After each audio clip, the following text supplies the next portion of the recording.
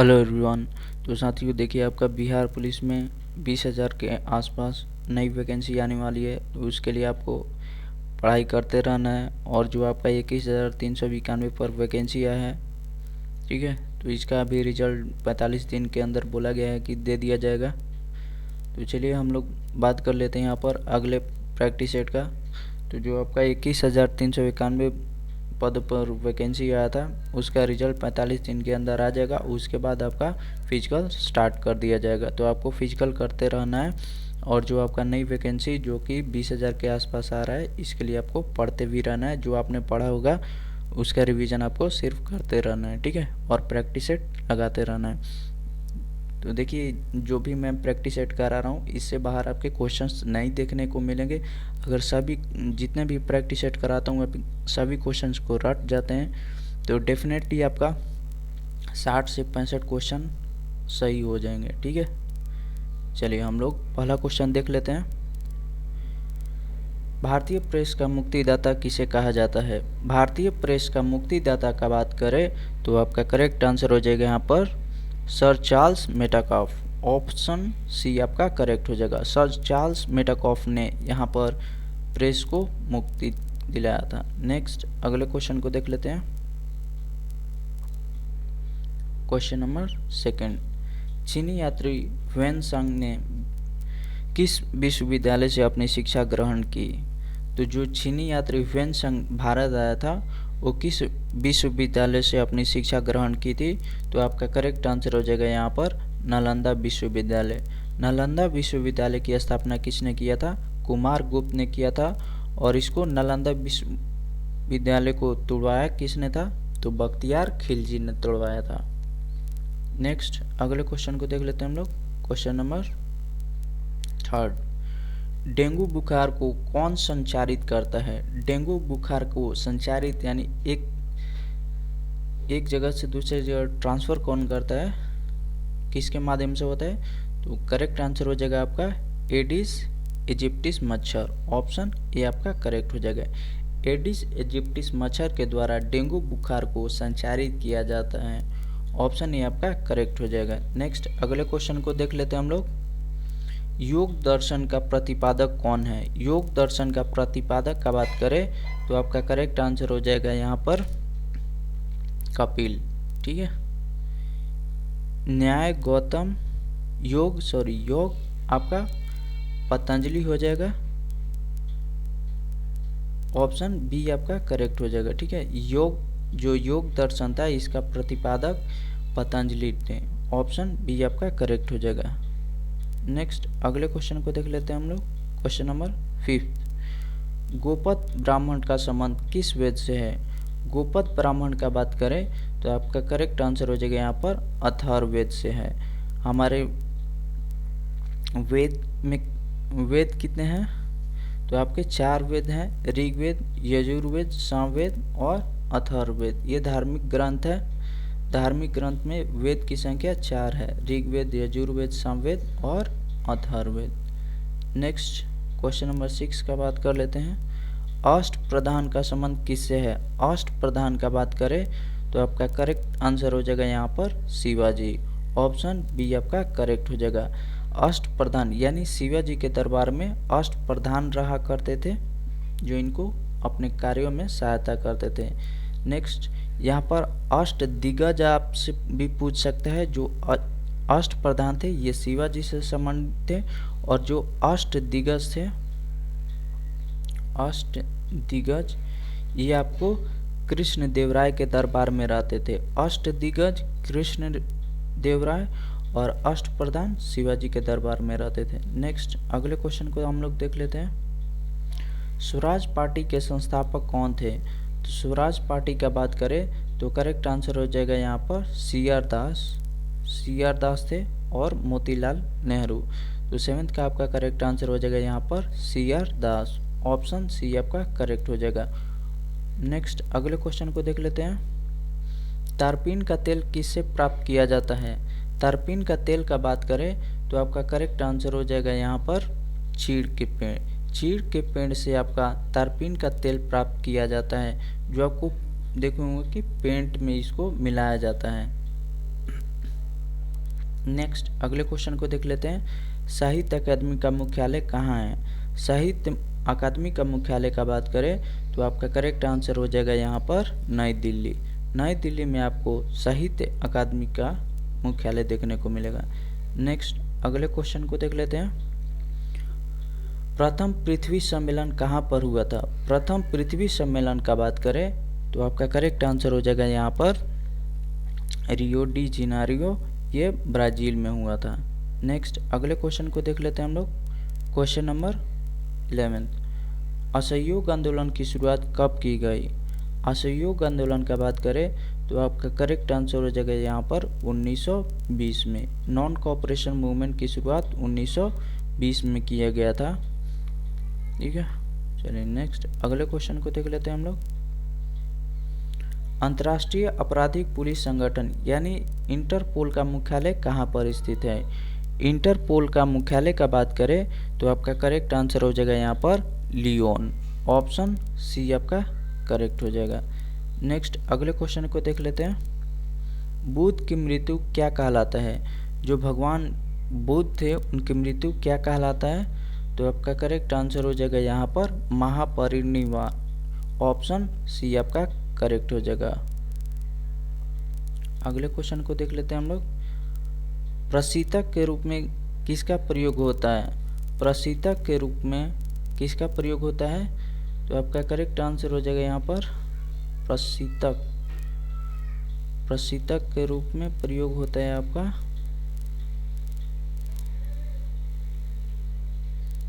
तो प्रशीतक के रूप में किसका प्रयोग होता है? ये आपका फ्रियोन का होता है। ठीक है, ऑप्शन डी आपका रेफ्रिजरेटर में।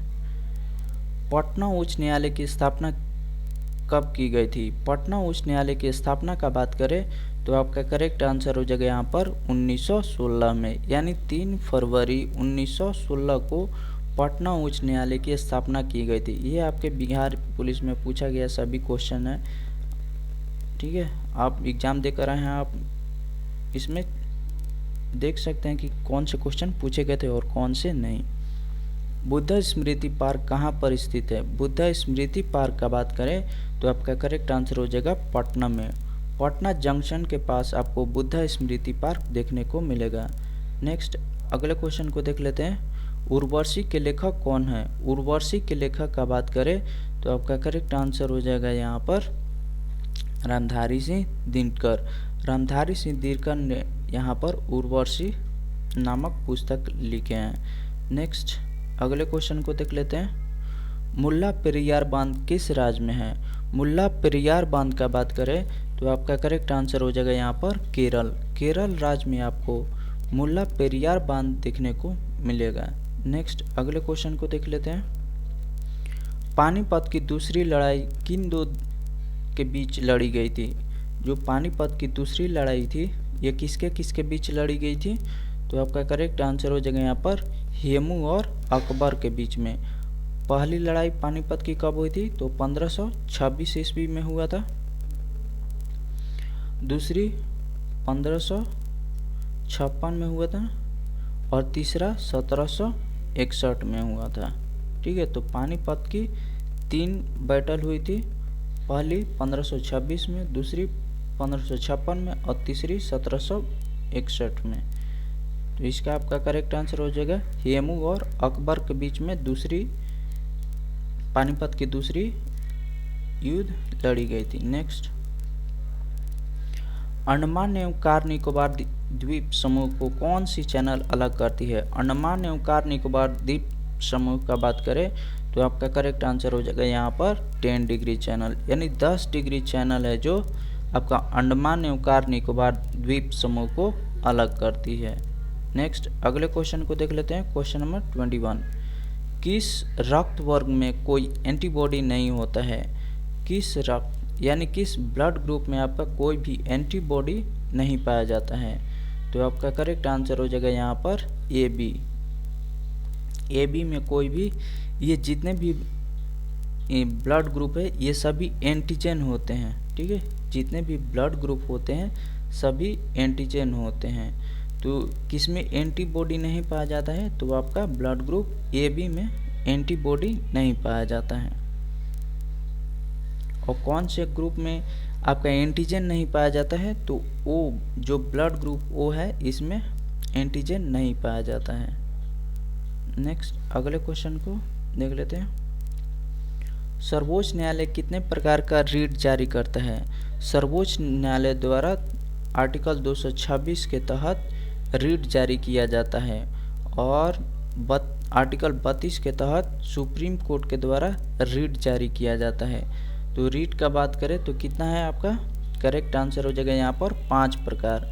जो सर्वोच्च न्यायालय है यहाँ पर कितने प्रकार का रीट जारी करता है, तो 5 प्रकार का रीट जारी करता है। नेक्स्ट अगले क्वेश्चन को देख लेते हैं हम लोग। कौन सा अनुच्छेद बच्चों को कारखाना में कार्य करने पर प्रतिबंध लगाता है? तो कौन सा आर्टिकल है जो बच्चों को कारखाना में कार्य करने पर प्रतिबंध लगाता है? तो आपका करेक्ट आंसर हो जाएगा यहाँ पर अनुच्छेद 24। ठीक है, अनुच्छेद 24 बच्चों को कारखाना में कार्य करने पर प्रतिबंध लगाता है। नेक्स्ट अगले क्वेश्चन को देख लेते हैं हम लोग। प्रति 2 वर्षों के उपरांत राज्यसभा के कितने सदस्य सेवानिवृत्त हो जाते हैं? तो प्रति 2 वर्ष के बाद राज्यसभा के कितने सदस्य सेवानिवृत्त हो जाते हैं? तो आपका करेक्ट आंसर हो जाएगा 1/3। ऑप्शन सी आपका करेक्ट हो जाएगा। नेक्स्ट अगले क्वेश्चन को देख लेते हैं हम लोग।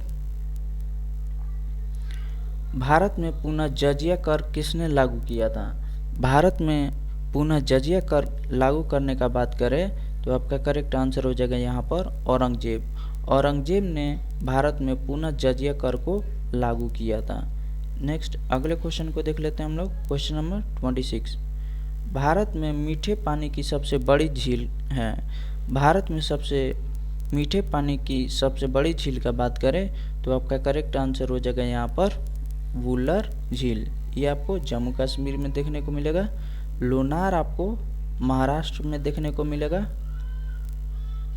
डल झील श्रीनगर जम्मू कश्मीर।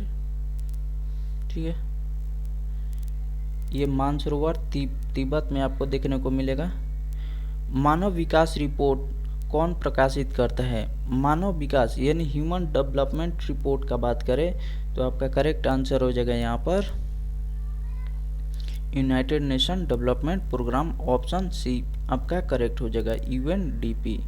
चलिए नेक्स्ट यहाँ पर हम लोग अगले क्वेश्चन को देख लेते हैं। ये सभी बहुत ही ज़्यादा इम्पोर्टेंट क्वेश्चन MCQ है। आप सभी MCQ जितने भी प्रैक्टिस सेट कराए हों उसको आप देख लीजिएगा। ठीक है, चलिए हम लोग अगले क्वेश्चन को देख लेते हैं। कपड़ा धोने के सोडे का रासायनिक सूत्र है। कपड़ा जो धोने का सोडे का रासायनिक सूत्र का बात करें तो आपका करेक्ट आंसर हो जाएगा यहाँ पर Na2CO3 और .10H2O।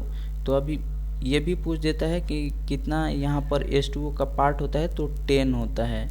ठीक है, कपड़ा धोने के सोडे का रासायनिक सूत्र है Na2CO3 और .10H2O।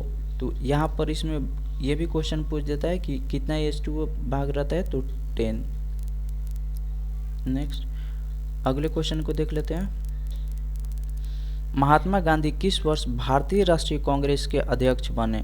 तो महात्मा गांधी जी भारतीय राष्ट्रीय कांग्रेस के एक बार अध्यक्ष बने थे 1924 में बेलगांव अधिवेशन के समय। कर्नाटक में आपको पड़ेगा ये बेलगांव।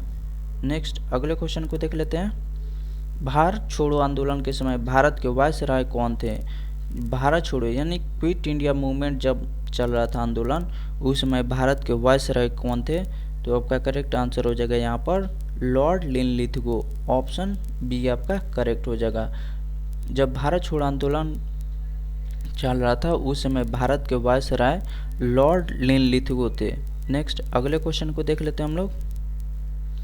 रावी नदी का वैदिक नाम क्या है? रावी नदी का वैदिक नाम का बात करें तो आपका करेक्ट आंसर हो जाएगा यहाँ पर परुष्णी रावी। बिपाशा झेलम को बोला जाता था और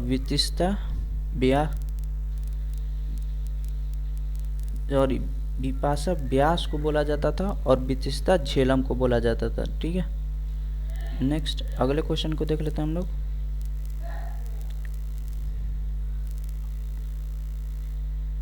next question number 32, Ranjit Singh एवं लॉर्ड मिंटो के बीच कौन सी संधि हुई थी? रंजीत सिंह एवं लॉर्ड मिंटो के बीच कौन सी संधि हुई थी? तो आपका करेक्ट आंसर हो जाएगा यहाँ पर अमृतसर की संधि। ठीक है, अमृतसर की संधि हुई थी रंजीत सिंह एवं लॉर्ड मिंटो के बीच में। नेक्स्ट अगले क्वेश्चन को देख लेते हैं, क्वेश्चन नंबर 33, भारत के किस राज्य को देवभूमि के नाम से जाना जाता है? भारत के किस राज्य को देवभूमि के नाम से जाना जाता है? तो आपका करेक्ट आंसर हो जाएगा यहाँ पर उत्तराखंड को।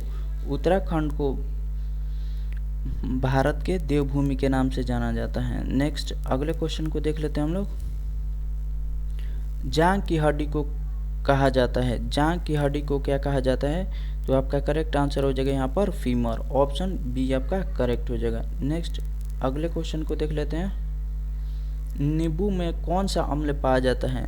नींबू में अम्ल का बात करें, एसिड का बात करें, तो आपका करेक्ट आंसर हो जाएगा यहाँ पर सिट्रिक एसिड, ऑप्शन ए आपका करेक्ट हो जाएगा। नेक्स्ट, राजा राम मोहन राय ने हिंदू कॉलेज की स्थापना कब की थी? राजा राम मोहन राय ने हिंदू कॉलेज की स्थापना डेविड हेयर की सहायता से की थी, और कब की थी? तो आपका करेक्ट आंसर हो जाएगा यहाँ पर 1857 में, सॉरी, हिंदू कॉलेज की स्थापना। ठीक है,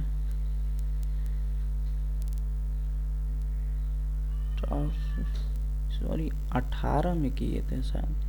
ठीक है, एक बार चेक कर लीजिएगा, हिंदू कॉलेज की स्थापना 1817 या 18 में किए थे।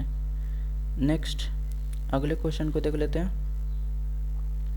नरोरा नाभिकीय विद्युत संयंत्र किस राज्य में है?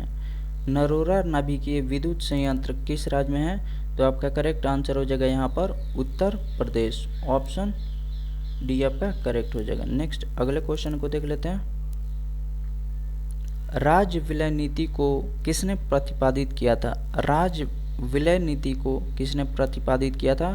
तो आपका करेक्ट आंसर हो जाएगा यहाँ पर डलहौजी ने। डलहौजी ने डॉक्ट्रिन ऑफ लेप्स पॉलिसी की शुरुआत की थी। नेक्स्ट अगले क्वेश्चन को देख लेते हैं, संत कबीर के गुरु कौन थे? संत कबीर के गुरु का बात करें तो आपका करेक्ट आंसर हो जाएगा यहाँ पर रामानंद, ऑप्शन डी आपका करेक्ट हो जाएगा। नेक्स्ट अगले क्वेश्चन को देख लेते हैं हम लोग, अटकामा मरुस्थल किस महाद्वीप में स्थित है? अटकामा मरुस्थल का बात करें तो आपका करेक्ट आंसर हो जाएगा यहाँ पर दक्षिण अमेरिका, यानी साउथ अमेरिका में आपको देखने को मिलेगा अटकामा मरुस्थल। नेक्स्ट अगले क्वेश्चन को देख लेते हैं, ध्रुवों पर दिन की अवधि क्या होती है? ध्रुवों पर दिन की अवधि का बात करें तो आपका करेक्ट आंसर हो जाएगा यहाँ पर 6 महीने का, ऑप्शन डी आपका करेक्ट हो जाएगा। तो चलिए हम लोगों ने इम्पोर्टेंट 41 क्वेश्चन को कंप्लीट कर लिया है। इसी तरह का प्रैक्टिस सेट देखने के लिए हमारे चैनल से ज़रूर जुड़ जाए। ठीक है, चलिए थैंक यू।